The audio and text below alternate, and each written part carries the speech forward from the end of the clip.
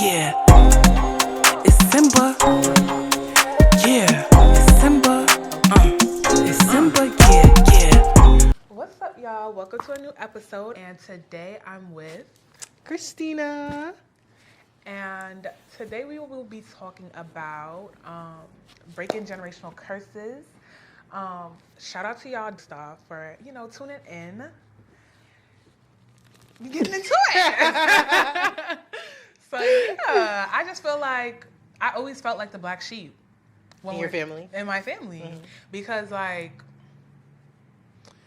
everything just was harder for me. I don't know. You know what I mean? Mm-hmm. In terms of what, expectations.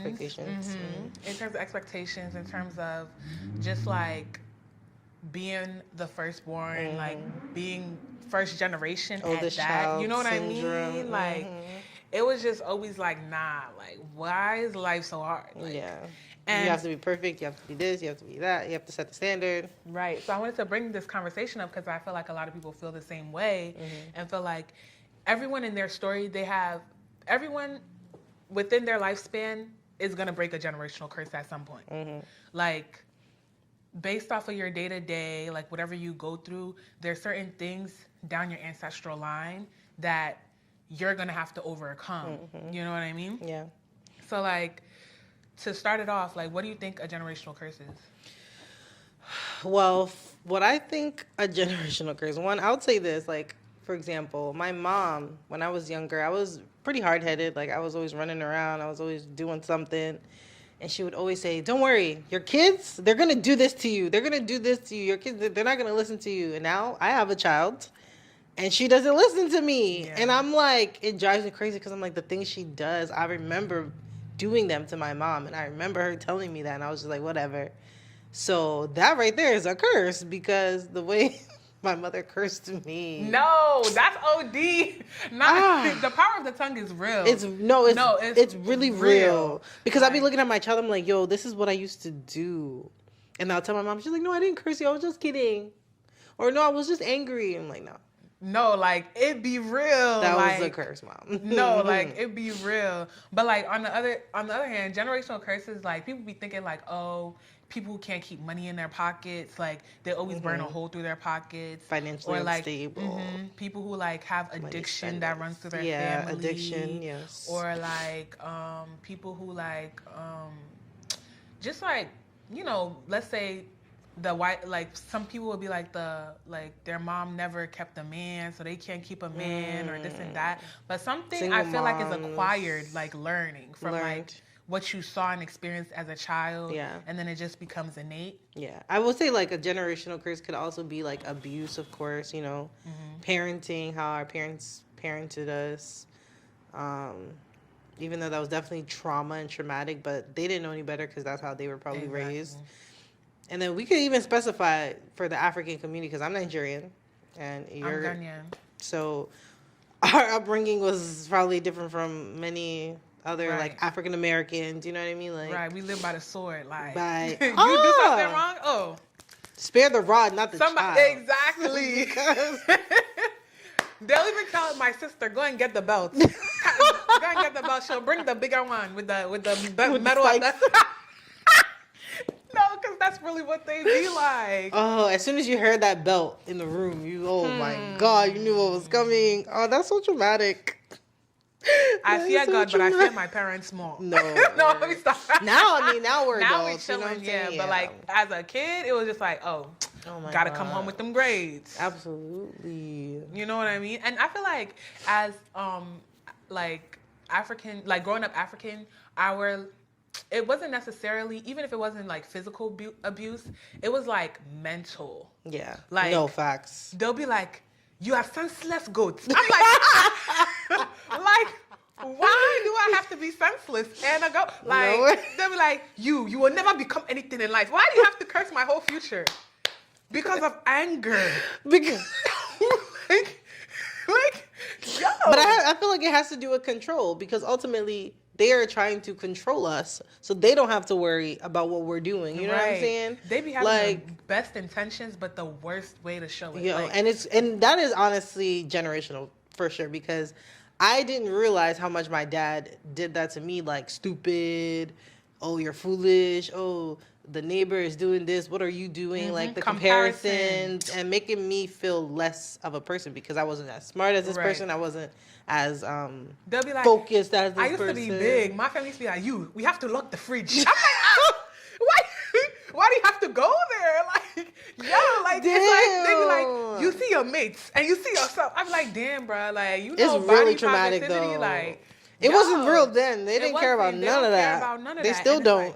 Like, when they be hearing all this, it's not this. Yeah, like, they be so quick. They be so quick with it. The tongue is real sharp in the African household. Yo, it's and that's why, like, it takes you kind of like, I feel like, for me, I have to curate my space to cater to people like me or have like-minded experiences or who have had experiences like I've had, because you're not gonna get me like the wit, the way that's like I'll say something, but it's like, you know, it's not like that. Like, you just talking. You know what I mean? Exactly. And that is actually affecting me in my relationship because my dad used to talk to me crazy, you know, like, oh, you're dumb, you're this, you're stupid, oh, you're very foolish. To us, that's so normal. It's so normal. It's so normal. So, and then you don't even think about it. It's like me, I can never lack. So it doesn't. It just gives you a tough skin. Like, exactly. You know what I mean? Like you. Yeah. And it's bad though because now I'm in my relationship, and my partner, he's not like that. He's very affectionate, so he doesn't.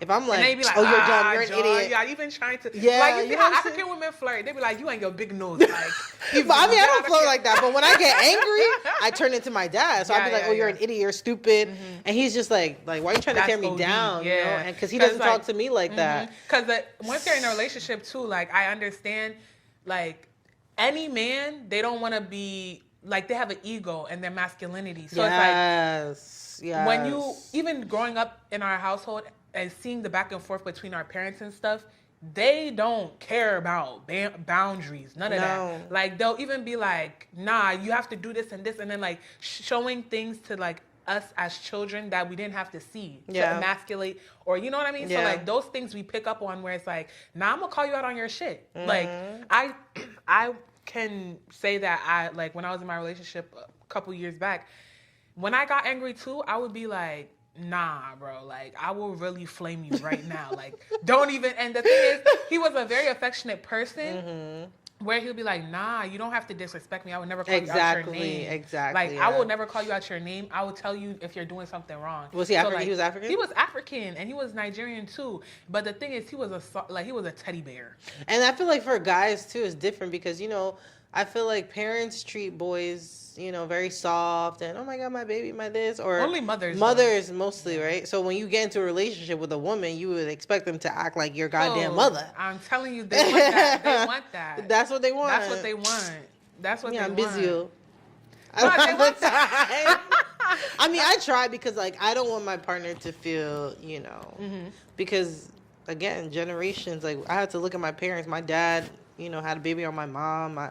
And my dad's a great provider. You know, he's a great provider. But I don't want to be with a partner who's going to have a baby on me and do all these different things. And, you know, my mom, I felt like she was just... Was that, like, before y'all or, like, within... During, yeah. Like, during. Damn. Right. So he was maybe my sister's the oldest, my brother... No, it was my sister's oldest and then him.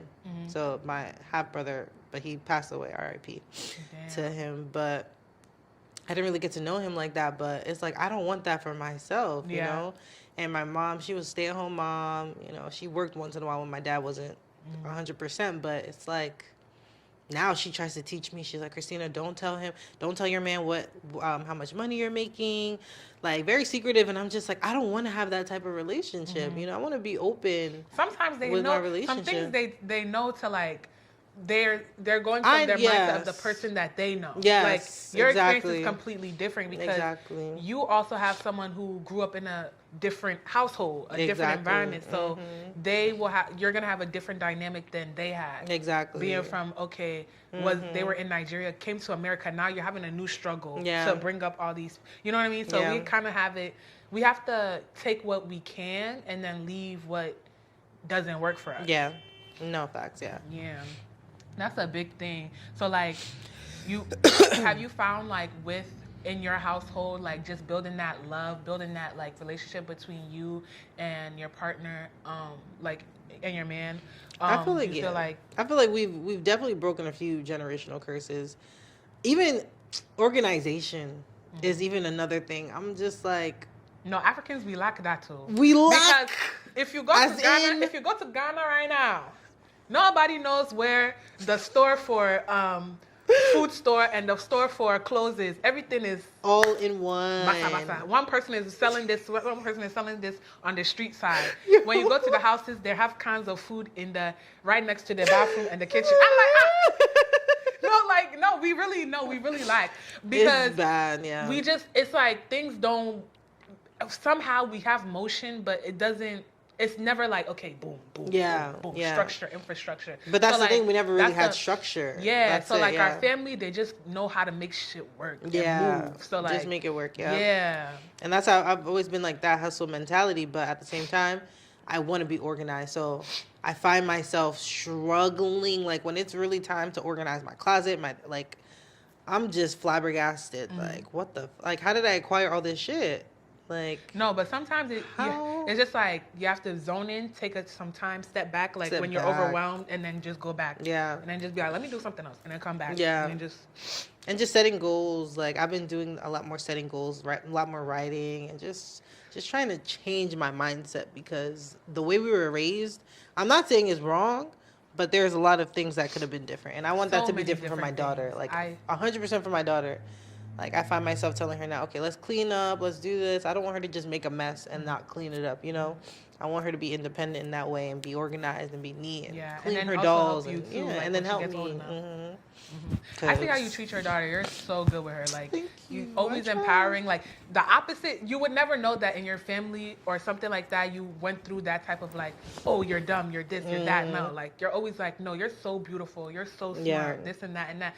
That speaking life into her is gonna like also embolden her where she won't take shit from nobody. You know what I mean? That's the thing. Because I feel like I've taken a lot of crap from people because of the fact that I had to take crap from home. You know what I mean? So it's just like, oh, this is just how, you know what I mean? Like, oh, it's okay.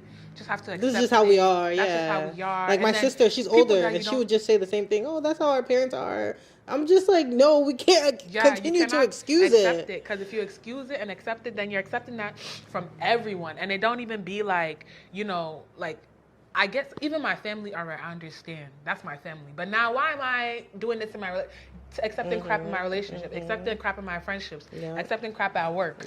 That's where you have to like set the boundary or the tone with yourself, like, nah, I see that this is wrong. I have to acknowledge it and keep like moving forward. Yeah, keep learning from it and trying to fix it, really. And then like what trials and tribulations, because I feel like generational curses, like being that black sheep or being that person designated to break those generational curses, you just have it harder for you. Like us being first generation, right? We didn't, when we grew up in school and stuff, we didn't have, let's say, everything that the other kids had, right? Or all the resources, or going into college, no one really helped us with the whole process. You know what I mean? Like it was just like you have to go through stuff yourself. Yeah. You don't know how to make money like everybody else. Yeah. And even as a black community as a whole, our Caucasian counterparts have kind of that generational support, wealth mindset and wealth support from their family. Like, all right, my dad Pollock or whatever has this company that has been started since back then. So we know that by the time I first born my child, let me open a trust fund or open a college fund for them and start putting money. Us black people, or in the black community, African Americans, first generation Africans, our parents don't know anything of that thing. They're just trying to survive. Yeah. Literally just trying to survive. So they don't set us up for the tools that we need later in life. You know what I mean? Yeah. They don't set us up with financial stability. Yeah, with financial stability. Yeah. They'll even be opening credit cards just to pay for their stuff because in your name. Like, you know what I mean? Like, it's hard. Did that happen to you before? No, that ain't happened to me. Okay. I've heard people, I've heard something like that where they're like, nah, I had to do that because my credit was bad. Right. By the time they have to support you now, you are going to Yeah. school, you don't know anything, so. But things like that really show like we have to push through those tribulations, push through those trials that we going through Every day. to like it never every single ends. day. It's in everything. It's And draining sometimes too. Like, oh God, it's really in why everything. didn't I know this before? Why didn't I? You know. Mm-hmm. And then like also like being after being aware of it, you have to like consciously change your actions every Yeah. single time. Yeah. Like me Yeah. personally, the biggest thing about me is that based off of my past and like how I grew up and my upbringing, I always had to be so tough, so Yeah. hard, so like I'm the first, so I have to like whatever is wrong, I have to pick up. Like, what do you need? What do you need? This and this, right? So like for me, I'm so hard where I don't even know how to process my emotions because for a long period of time, I just turn my brain off and like become robotic in a way where it's like, okay, I need to get this done, switch everything off. I have no emotions, just Get it done. once Yeah. it's done, then I'll just like crash, feel everything at Feel once, and then everything. just throw it away like it's in the past. Yeah. So like yeah. things like that now in my like life when I see that I'm going through something and then I lean towards like habits that zone me out. You know what I mean? Like things that like will just make me not feel, you know? I just tend to like go through those motions and I'd be like, okay, hold on. Let me step back. This is not what I'm doing. Let me feel what I'm going through while I'm Exactly. doing what I have to do. Yeah. Because that's what, it's just what it is. Yeah. Like, I have to be a normal person Yeah. or else you're going to see that like, you're not going to be able to connect with people when you're going through tough stuff or like, you know what I mean? Like being there for other people, Being there for other people, experiencing yeah. the pain, experiencing the whatever you're going through. You have at to that fill time. yourself up to be able to pour Yeah. into other people. So that is very important to feel those feelings. And Yeah. to not just close everything, because that's like our parents, African parents. I didn't know for many years. My parents did not pay mortgage for over 6 years. Wow. For 6 years, I'm like, I didn't know anything. They didn't even tell us nothing. So the day it was really time for us to move out, we're like, oh, we're really leaving this house. Like we lost this house. So I couldn't read that on them. Like no energy, nothing. Like they were just numb to it and just trying to survive. Just like, damn. Things like that, like, really be, like, African parents, they don't know how to show emotion. They don't know. They how to really show. don't know. And it's, I feel so bad for them because it's like, what happened to No, you? that's really, my Like, dad used to tell us, like, his childhood, he could not be vulnerable or else, he get beat up by his Yeah. brothers. Like, I would tell my dad, oh, I love you. Like, now he's getting more comfortable saying it, but before, like, I'd be like, I love you, Dad, and I'll hug him, and he'd be like, oh, it's okay. You'd be like, thank you. Yeah, right? like, okay, I love you, too. I'm like, damn, you can be a little vulnerable. Like, you can tell me how you feel, if you're scared, if you're upset. Like, he just went through a stroke, and he was, like, freaking out. But he didn't say not one time, oh, I'm scared. The first thing he said is, I want to go back to work. I need to go back to work. I have a project tomorrow. Like, That's, bro, I'm telling calm you, down. You just had a whole stroke. you see? What? And then we are wondering why we can't do soft girl. No, yo. We're wondering why we can't be soft girl. Yo, it's rough.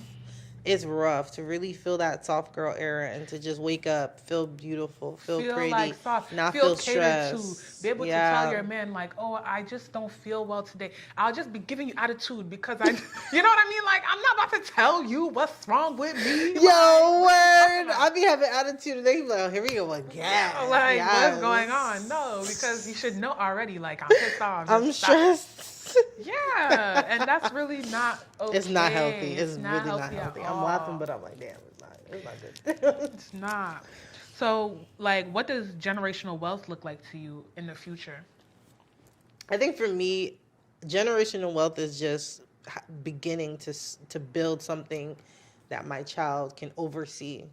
Something like real estate. I feel like real estate, if I was to have multiple investment properties, when I'm gone, she can have those properties. She can give them to her children and, create wealth for herself. Like, I want to leave my daughter a house. I want to leave her a home.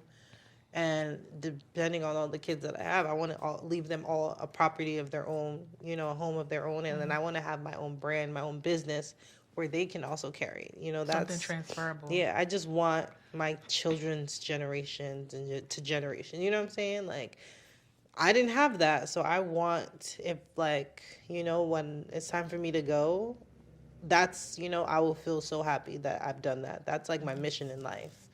Like, I'll be able to rest knowing that I've done that for my family. And it's not going to be me alone. I mean, I have my partner and we're building together.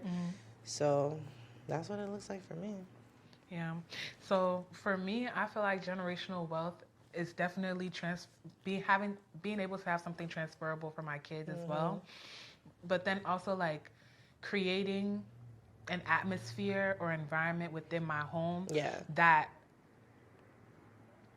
promotes growth in all aspects. Yeah. Like having a spiritual peace and doctrine in your home, that's a big thing for me. I feel like that's generational wealth because a lot of people don't have that. Yeah. Like a lot of people come from vile homes. So like I'm African, we're God-fearing people, we're Christian, but the home was, how do I explain it? Like, it's always like, I'm right, I'm wrong, I'm this, I'm that. Yeah, there's always shame, blame, like and fear.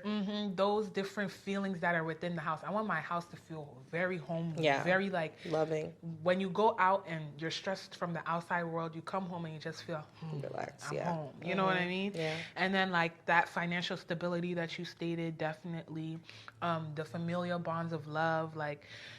When you, as I said, when you come into my house, it feels like a family. It feels like love, and then like having that bloodline assignment. I feel like that's something I wanna find out, or I wanna like know this is what my family is supposed to do, because we all have one. Like there's something in your family that everyone's family that they have a strong suit. Like some people, they're just that family is always giving. Like that's their bloodline assignment. Where like. They never lack, so they always give. And they're just like, every single person in their family, like one of my friends, they'll be like, nah, we just be giving. Like, it don't even matter if I have 50 cents, I'll give you a quarter. Like, and that family, the way that you could see in everything that they do is growth. There's abundance because they know their assignment. Their assignment is to give. Other people's assignment is to be able to feel people's like energies and like give to them energy empaths. And that's their bloodline assignment, where like like they know that they're like for them they always feel their friends pain or whatever, or know like when to call their friends up, like, hey, do you need me, whatever. That's their bloodline assignment. So like locating that for me, and then like working on that with whoever is my husband at the time. Well, at the time, whoever becomes my husband. Hopefully, it's forever. One man for my boom boom, yeah. Thank you.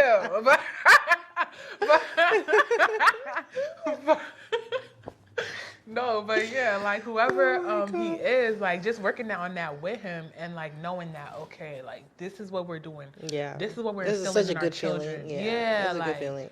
Like me and my fiance, we may butt heads, but we literally have the same vision, and that's why I feel like we're always successful, because we literally used to sleep in someone's attic. Like we was broke, but we had the same vision, and we were working on the same exact thing. His emotions were matching my emotions. We could be frustrated in life, that happens. But as long as I know you're rocking with me, I'm rocking with you, like the future is bright, because we're moving in the same direction.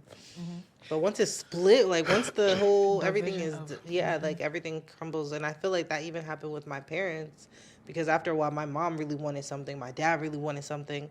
As soon as they wasn't together, and then everything literally went to shits. So that is very important, and you have to consciously do it. Like even if I'm mad at him, I'm still consciously like wanting the best for him. Like still working hard for my family. So.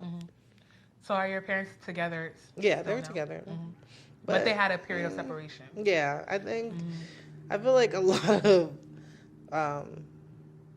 African. I think mostly African, because it's like you can only be a stay-at-home mom for so long, to be honest, because you lose your entire self. Oh, your identity. Your identity is gone. So when your husband or whoever is doing certain things, and it's just like, you can't sacrifice so much for you, and you're going to do this to me, you're going to hurt me in this way, it's just like, dang, you got to step back and really see like what's going to be best for my life.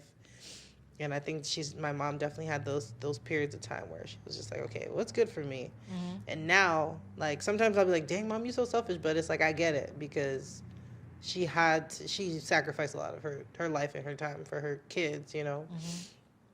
So they're together, and I'm wishing them the best. But they drive me crazy. So how is that with, like, having that experience in your mind, seeing that firsthand in your childhood? Like, how does that, like, motivate you or set you back in any way in your relationship now? I mean, I think seeing my parents really fight the good fights, mm-hmm. like really fight for their relationship, I think it's helped me to fight through the times that we've had, and prepared me. But at the end of the day, every relationship is different, because I wouldn't be able to handle my man cheating on me. Like, I wouldn't, having a baby on me, I would. Your mom sounds strong. But you know, the thing is, like, my dad brought her here when she was about 18. So imagine, you're in America, you don't have no family, you don't have nothing. All you have is your man. Where are you gonna go? You have kids, you know. It's just you're dependent. She was dependent on him, and ultimately, I feel like if she really had that independence and that mentality of independence, I really feel like she would have left and been able to build her life. But she didn't have that at the time, so it was just like, you know what, I'm gonna just have to rock with him because he's my lifeline, you know. And even I really understand, because my mom, like, the same type of similar situation, like, going through, because they be so, like, let's say men have, I feel like their ego is literally paper thin. Like, they just over exaggerate. Their masculinity and everything is literally, like, very thin. Fragile, so, like, if it's like, I cannot financially provide for you right now, everything's to shit. Yeah. Like, to them, that's the biggest thing. Like, that's their ego, that's their pride and joy. So if that's lacking, they feel as if, like, they have to have a sense of control elsewhere. Yeah. So it goes into play in how they speak to their women, how they speak to their children, how they, like, you know, feel like, okay, now I need to go out and do this to feel manly. Like, you know what I mean? And I feel like that all went into play, like, especially in my childhood as well. Like, the same thing kind of happened where it was like my dad was a little bit, like, very controlling. Like, kind of like, my mom worked, she wasn't stay at home, but she was the breadwinner, like, in this situation. So she was the breadwinner and he wasn't the breadwinner.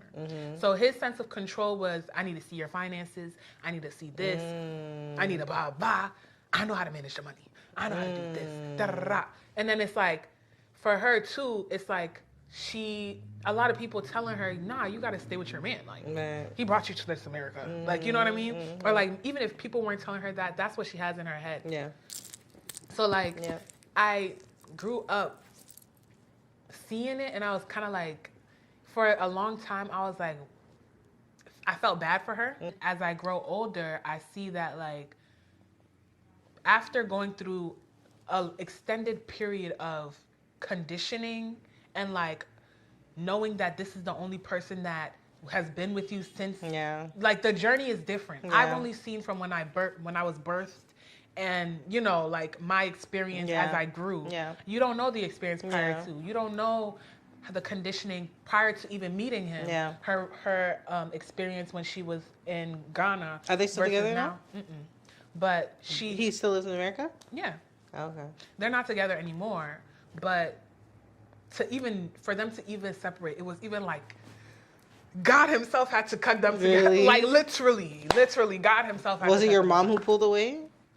It was mutual. It was literally like, it's time to go. This like, time, yeah. Even my little sister, like, literally it was to the point where us as the children, we're the ones who broke them up. To facilitate it. Like, that's crazy. Yeah.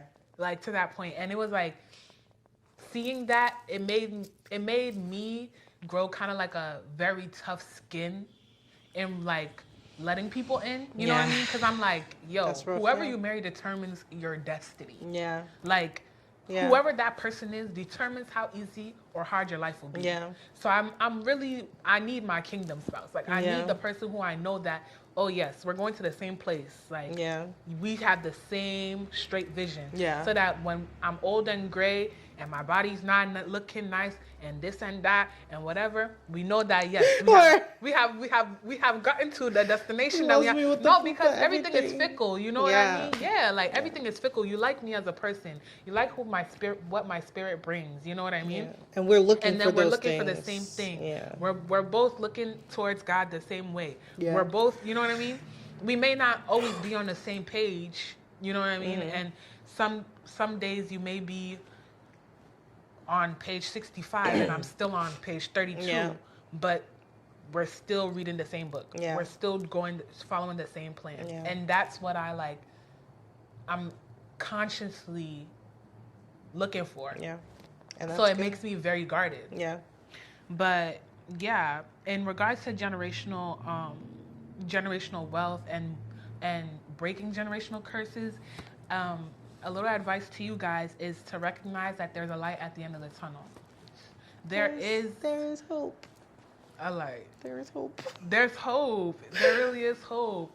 And like, as long as you're working towards your goals, as long as you are centered, you know what I mean? You are talking to your maker, you know? Knowing your purpose, you're going to get where you need to be in divine timing. I really am a big believer of manifest destiny. Yeah. And like 100%. Your destiny, it's already there. It's already been pre-written. Your mind, every vision that you get in your head, your spirit tells you if it's correct or not. And if it's correct, that one is from God. I'm telling you. God doesn't, like, no one just has visions from anywhere. Yeah. Everything that you see on this earth, airplane that somebody thought of in their head. Yeah. You think that it wasn't already there pre-described in future that there was going to be airplane. It was already there. Somebody had to think of it, write it down, and then work towards it to create it. Yeah. So you really have to work towards what you want. That generational curse or whatever that you say that, whatever is in your family, whatever you're experiencing right now, or feel like is so big or so great that you feel overcome, just know that if you have the mentality of, this is where I'm at right now, but I know this is where I'm going. I'm gonna break out of this. This is just one door. Hallelujah. Deadass though, everything you said though is really spot on. Like it's just life. Honestly, you have to literally manifest your life. You have to manifest your life. All those visions in your head, they're not just there for no reason. But I think, what's really gonna help is just practice. Ultimately, like, exactly what you need to do to have the life you want. You just have to live it. You have to, and also giving back too. You have to give to receive, and it can't just be like, okay, I'm gonna give this. It just has to be intentional and just genuine from your heart. Genuinely just being a good person, a better person. If you're struggling with like jealousy, that's gonna hold you back. Things in your spirit, you know what I'm saying? Like seriously, that's a thing. Like some people, I knew this girl, and I really feel like I was in her life to show her, like I went through a lot of pain with her, or like things that happened to me, and I was still a good person to her, and it was to show her that good people are out there, and then like also to like build her relationship with God too, because this girl, when I tell you, the one you told me about in college, the witch, that one is a different story. I don't even want to get into that. And I won't make this thing 3 hours long. But the girl, you would think that she has everything. You know what I mean? Yeah. You would think that she has everything. But still, she'll come and take what you have. Right. The small that you have, she'll come and take. That's appreciation in your family. Appreciation is so important. That's I feel like in your bloodline. For African people, sometimes we don't appreciate the things we have. Like, we always want more. We always want better. Yeah. Appreciating the things you have is really, really important. Like, when you feel those things, just work towards it every single day. Just be like, today, I'm going to consciously just make sure I'm always speaking kind words. Yes, even laziness, everything. All those things. Just practice. Just practice. Words of affirmation, gratitude, everything. You got this. Just remember your purpose and try. As long as you try every single day. Yeah. It's not easy, but we move. We move. Like, it'll get better. It'll get better. Just have to literally make intentional decisions. And we'll break those curses. Those curses will be broken. Amen. Oh, amen. Amen. Oh. But thank you guys for tuning in. Yes. Yeah, you know, we got the tea, we got the quality conversation for y'all here. Yeah, let us know in the comments. Like, what do you think about this conversation? Let's keep this conversation what are going some in the generational curses that you're struggling with right now? And let's talk about it. Make sure you like, comment, and subscribe. Period. Make sure you connect with us on socials. I'm going to put it here. I'm going to put it in the description. When you're a real YouTuber. Yeah, you know. See y'all in the next one. Yay. That was nice.